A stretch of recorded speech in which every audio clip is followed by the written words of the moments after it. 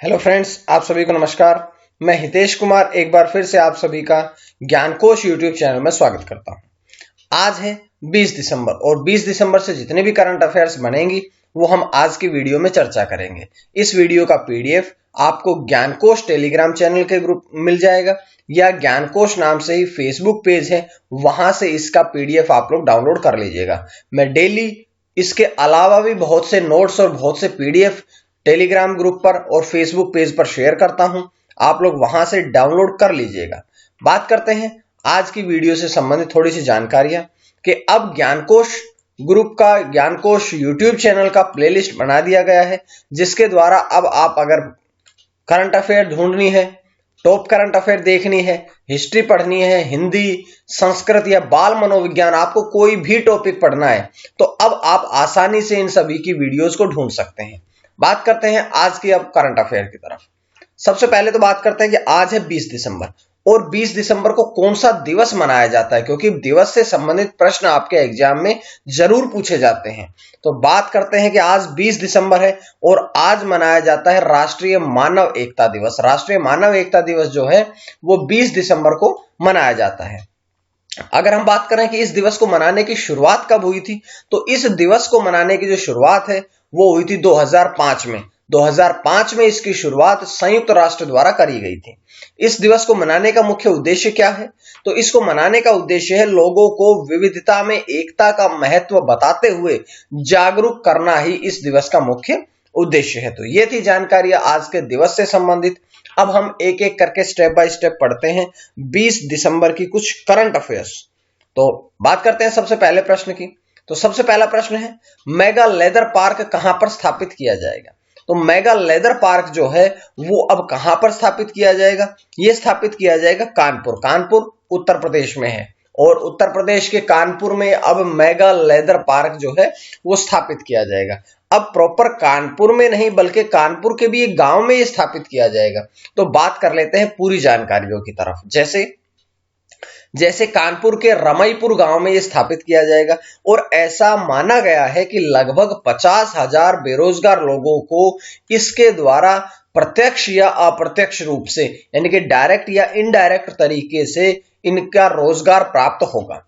इसकी जो अनुमानित लागत है वो है लगभग 5,850 करोड़ रुपए और इसके द्वारा एक और भी चीज रहेगी कि लगभग 13,000 करोड़ रुपए का जो अन्य निवेश होगा उस निवेश को भी आकर्षित किया जाएगा। इसके द्वारा ही आप लोगों से बताया गया कि जैसे लोगों के लिए रोजगार उत्पन्न होंगे, लोगों को प्रत्यक्ष रूप से या अप्रत्यक्ष रूप से अधिक रोजगार पैदा यहां से होंगे। अब एक जो इंपॉर्टेंट जानकारी है वो ये यहां से ये भी बनती है कि देश का पहला राज्य जहां पर लेदर पार्क स्थापित किया गया है, तो देश का पहला राज्य जो है वो भी उत्तर प्रदेश ही है जहां पर ये पहला लेदर पार्क स्थापित किया गया है। अब उत्तर प्रदेश पहला राज्य बना है तो थोड़ी सी जानकारी है उत्तर प्रदेश से। जैसे उत्तर प्रदेश में जिले कितने हैं, तो उत्तर प्रदेश में 75 जिले हैं। मुख्यमंत्री की अगर हम बात करें तो बीजेपी के योगी आदित्यनाथ यहाँ के मुख्यमंत्री हैं और राज्यपाल की बात करें तो आनंदीबेन पटेल जो हैं वे उत्तर प्रदेश और मध्य प्रदेश दोनों की ही राज्यपाल है। तो ये जानकारी यहां से मिली। अगला प्रश्न आप लोगों की स्क्रीन पे आता है कि सीएएस कैस ने किस बैडमिंटन खिलाड़ी पर 2 साल का प्रतिबंध लगाया गया है? तो बात करते हैं पहले किस खिलाड़ी पर प्रतिबंध लगाया गया है। तो अब केट जेसिका फुकुने अर्थात ऑप्शन डी जो केट जेसिका फुकुने है, इस पर अब सीएएस ने आगामी 2 वर्षों के लिए प्रतिबंध या बैन लगा दिया गया है। अब क्या कारण रहा है? क्योंकि उनको डोपिंग के जो नियम है उनका उल्लंघन करने के कारण ही उन्हें इसका आरोपी पाया गया और उन पर 2 साल का प्रतिबंध लगा दिया गया। लेकिन पूरी जानकारी हम पढ़ते हैं कि केट जेसिका फुकुने जो है वे मॉरिशस की बैडमिंटन खिलाड़ी है जिन पर 2 साल का प्रतिबंध लगाया गया है। डोपिंग नियमों के उल्लंघन का दोषी पाए जाने के कारण उन पर यह प्रतिबंध लगाया गया है। उन्होंने 2019 में जब अफ्रीकी बैडमिंटन विश्व चैंपियनशिप चल रही थी तो उस दौरान ही उन्होंने टेस्टेरॉइड का सेवन कर लिया था और इसके द्वारा ही जो कि प्रतिबंधित पदार्थ है, इसके सेवन करने के कारण और पॉजिटिव पाए जाने के कारण ही उन पर 2 साल का प्रतिबंध लगाया है। हालांकि उन्होंने ये कहा है कि किसी भी व्यक्ति ने उनके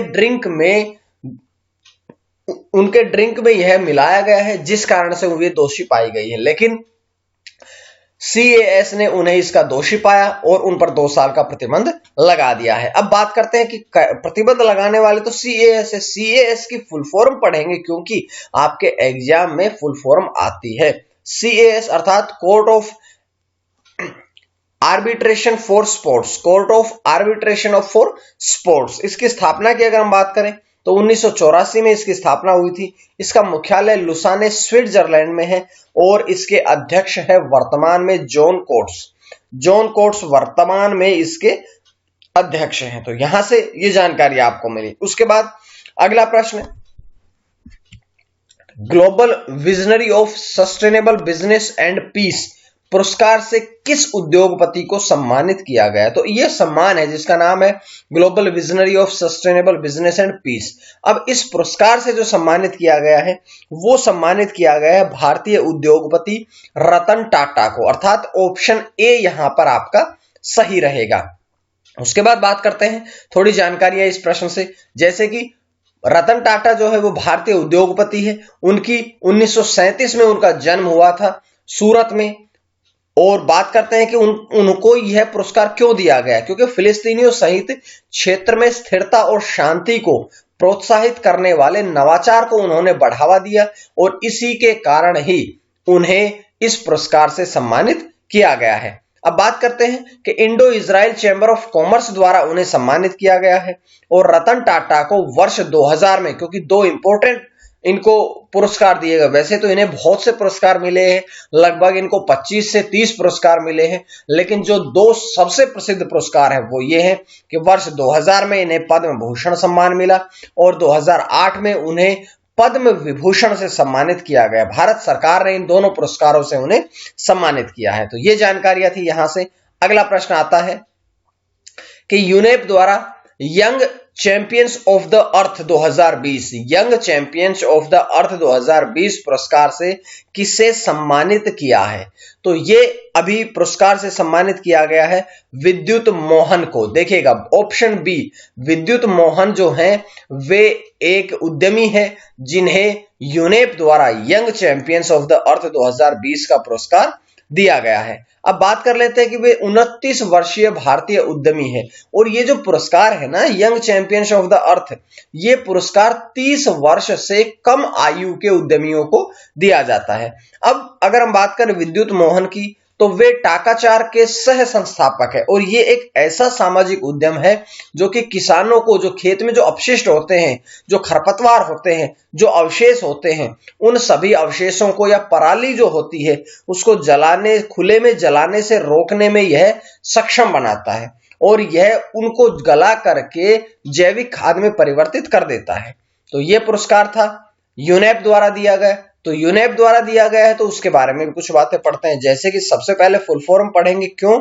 क्योंकि फुल फॉर्म जो है ना वो आपके एग्जाम में पूछी जाती है। अगर देखिए यूनेप की फुल फॉर्म पढ़ें तो यूनाइटेड नेशंस एनवायरनमेंट प्रोग्राम, इसकी स्थापना कब हुई थी? 5 जून 1972 को। इसका मुख्यालय कहां है? Nairobi, Kenya. और इसके जो प्रबंधक हैं वो है इंगर एडरसन। तो ये जानकारियां मैंने आप लोगों को पूरी यहां से दी है। अगर आपको ये करंट अफेयर की सीरीज पसंद आ रही है तो आप लोग इस वीडियो को लाइक कर दीजिएगा, शेयर कर दीजिएगा, सब्सक्राइब कर दीजिएगा ताकि हमें भी मोटिवेशन आप लोगों के थ्रू मिलता रहे। कमेंट करके आप लोग अपने विचार जो है वो बता सकते हैं। उसके साथ साथ आप लोगों से अब हर दिन 1 बजे मैं आप लोगों को उसके साथ साथ में जीएस की वीडियो भी डालता हूं, तो उसके बारे में भी आप लोग बता सकते हैं। उसके साथ आप लोगों को बहुत सी वीडियोस मिलती हैं, तो आप हमें थोड़ा मोटिवेट करें। आप अपने कमेंट करके हमें बताते रहें। अगला प्रश्न है कि मानव स्वतंत्रता सूचकांक 2020 जारी किया गया है। अब इसमें भारत को कौन सा स्थान मिला है? तो भारत को जो मानव स्वतंत्रता सूचकांक 2020 जारी किया गया है, इसमें भारत को 2020 में स्थान मिला है 111वां स्थान मिला है भारत को। लेकिन अगर हम बात करें पिछले वर्ष भारत को कौन सा स्थान मिला था, तो पिछले वर्ष भारत को मानव स्वतंत्रता सूचकांक 2019 में 94वां स्थान मिला था, जो कि 2020 में बढ़कर के 111वां स्थान हुआ है। बात करते हैं कि 162 देशों का मूल्यांकन किया गया था, जिसमें भारत का 111वां स्थान रहा। अगर हम शुरुआती 3 देशों की बात करें तो सबसे पहले रहा न्यूजीलैंड, दूसरे नंबर पर स्विट्जरलैंड और तीसरे नंबर पर रहा है हांगकांग। अमेरिका और ब्रिटेन दोनों विकसित देश है और दोनों विकसित देशों को संयुक्त रूप से 17वां स्थान मिला है कि अमेरिका भी 17वें स्थान पर घोषित किया गया और ब्रिटेन भी 17वें स्थान पर ही घोषित किया गया।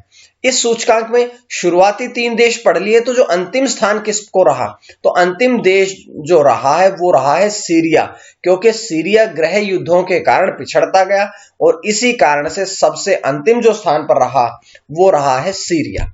उसके बाद भारत के पड़ोसी देशों की बात करें, जैसे कि चीन को 129वां स्थान मिला। बांग्लादेश की बात करें तो 139वां स्थान मिला। और ये जो सूचकांक है ये अमेरिकी think tank Cato Institute for Fraser Institute द्वारा जारी किया गया है। तो ये जानकारियां थी, मैंने आप लोगों को यहां से बताई है। उसके बाद अगला प्रश्न आपके स्क्रीन पे आता है कि इको फ्रेंडली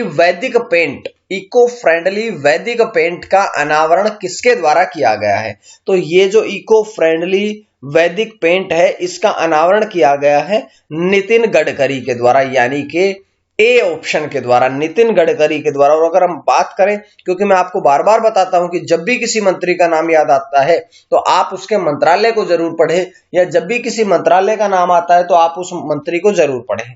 तो नितिन गडकरी जो हैं वे केंद्रीय सूक्ष्म लघु और मध्यम उद्योग मंत्री हैं, तो उन्हें यह इसका अनावरण किया है। बात करते हैं कि यह जो है खादी और ग्रामोद्योग आयोग के सहयोग से लॉन्च किया गया। खादी और ग्रामोद्योग आयोग जो है इसके सहयोग से ही, इसकी सहायता से ही इको फ्रेंडली वैदिक पेंट का अनावरण किया गया है।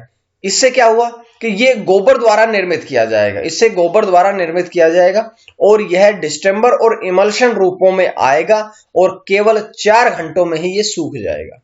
इसका उद्देश्य क्या है, तो इसका उद्देश्य है कि जो ग्रामीण अर्थव्यवस्था जो कोरोना वायरस के कारण खराब हो रही है या गिर रही है या पिछड़ रही है, तो इस ग्रामीण अर्थव्यवस्था को बढ़ावा देना और किसानों के लिए अतिरिक्त आय के उपलब्ध करने का साधन को भी विकसित करना है, ये इसका उद्देश्य है।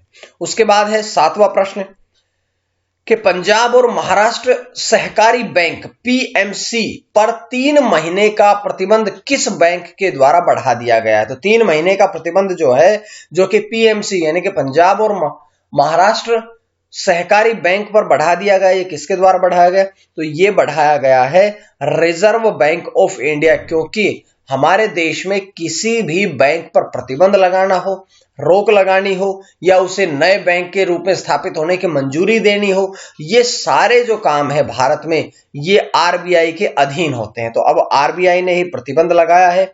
और इसके अलावा आरबीआई का एक और भी काम है कि किसी भी बैंक का मैनेजिंग डायरेक्टर, सीईओ, अध्यक्ष, प्रशासक, ये सब नियुक्त करने का काम भी किसका होता है, ये रिजर्व बैंक ऑफ इंडिया का होता है, और रिजर्व बैंक ने ये प्रतिबंध बढ़ा दिया गया है।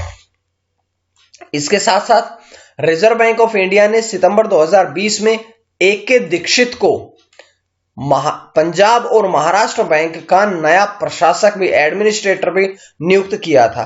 अब बात करते हैं पीएमसी के बारे में। पीएमसी मतलब पंजाब एंड महाराष्ट्र सहकारी कोऑपरेशन बैंक।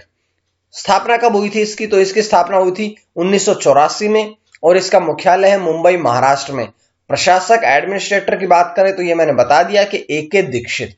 ये जानकारी आप पूरी तरह से देखिए, मैं प्रयास करता हूं कि हर प्रकार की जानकारी आप सभी को प्रदान की जाए। आप इस चीज में आप लोग बिल्कुल निश्चिंत रहें, पूरी जानकारी आप लोगों को करंट अफेयर से संबंधित मिलती रहेगी। उसके बाद है अगला प्रश्न कि पहली फ्लोटिंग एम्बुलेंस सेवा कहां पर शुरू की गई है। पहली फ्लोटिंग एम्बुलेंस सेवा जो है ये शुरू की गई है डल झील में। डल झील कहां है, जम्मू कश्मीर की झील है डल झील, यहां पर या श्रीनगर में है।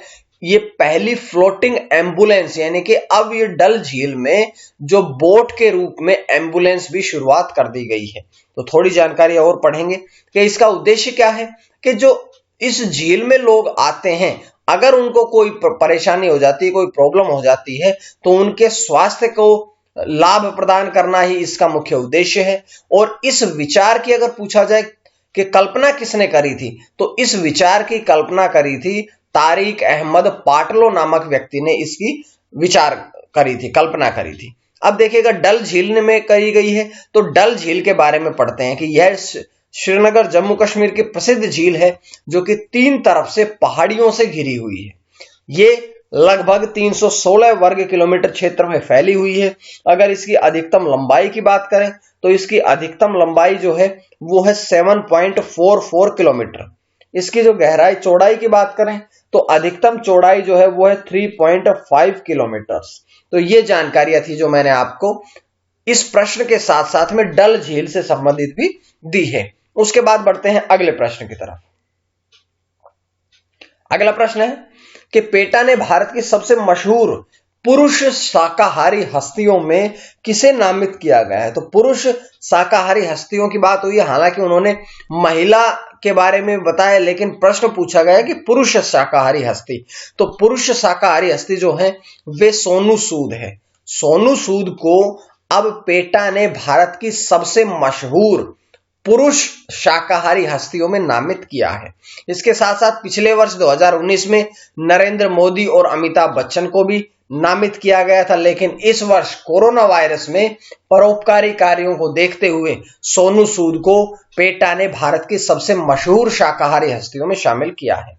उसके बाद बात करते हैं थोड़ी और भी कि श्रद्धा, ये तो पुरुष की बात हुई है, पुरुष कौन है, सोनू सूद, लेकिन जो श्रद्धा कपूर है, श्रद्धा कपूर को महिला वर्ग में भी नामित किया गया। तो देखो दोनों प्रश्न की यहां जानकारी मिली कि पुरुष वर्ग में सोनू सूद, महिला वर्ग में श्रद्धा कपूर।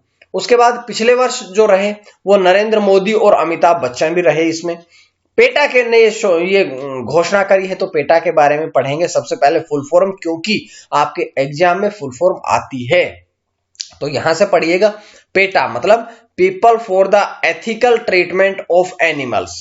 इसकी स्थापना कब हुई थी, 22 मार्च 1980 को। ये कहां पर स्थित है, ये वर्जीनिया यूनाइटेड स्टेट्स में ये स्थित है। इसके वर्तमान में अगर हम अध्यक्ष की बात करें तो वर्तमान में इसके अध्यक्ष है इनग्रिड न्यूकिर्क। इनग्रिड न्यूकिर्क जो है वे इसके वर्तमान में अध्यक्ष हैं। अब बात करते हैं आज के अंतिम प्रश्न की ओर कि सीएनजी से चलने वाली नाव कहां पर शुरू करने की घोषणा की गई है। तो सीएनजी से चलने वाली नाव जो है वो अब वाराणसी उत्तर प्रदेश में शुरू करने की घोषणा करी गई है। तो एक और प्रश्न आया है आज की वीडियो में जो कि उत्तर प्रदेश से संबंधित है। तो बात करते हैं कि इसका उद्देश्य क्या है। इसका उद्देश्य है वायु तथा ध्वनि प्रदूषण को कम करना। वायु और ध्वनि प्रदूषण को कम करना ही इसका मुख्य उद्देश्य है। और ये किसके द्वारा शुरू की जाएगी, तो ये योजना गैस अथॉरिटी ऑफ इंडिया गेल के द्वारा शुरू की जाएगी। गेल के द्वारा शुरू की जाएगी। तो गेल के बारे में पढ़ते हैं। सबसे पहले इसकी फुल फॉर्म पढ़ेंगे कि gas authority of India limited, जिसकी स्थापना अगस्त 1984 में करी गई थी। मुख्यालय कहां है, नई दिल्ली में है। और इसके अध्यक्ष यानी कि चेयरमैन और मैनेजिंग डायरेक्टर, प्रबंध निदेशक की अगर हम बात करें तो मनोज जैन जो हैं वो वर्तमान में इसके गेल के अध्यक्ष और प्रबंध निदेशक हैं। तो ये थी जानकारियां जो मैंने आपको इस प्रश्न से दी है। आज के वीडियो के लिए इतना ही। आप सभी को अगर वीडियो पसंद आई तो आप लोग ज्ञानकोश यूट्यूब चैनल को सब्सक्राइब कर लीजिएगा ताकि आपको बहुत सी वीडियोस मिलती रहे। इसका पीडीएफ आप लोग टेलीग्राम चैनल से ले लीजिएगा या ज्ञानकोश नाम से ही फेसबुक पेज है, वहां से इसका पीडीएफ आप लोग डाउनलोड कर लीजिएगा। आज के लिए इतना ही। मां सरस्वती की कृपा आप सभी पर बनी रहे। आप सभी का बहुत बहुत धन्यवाद।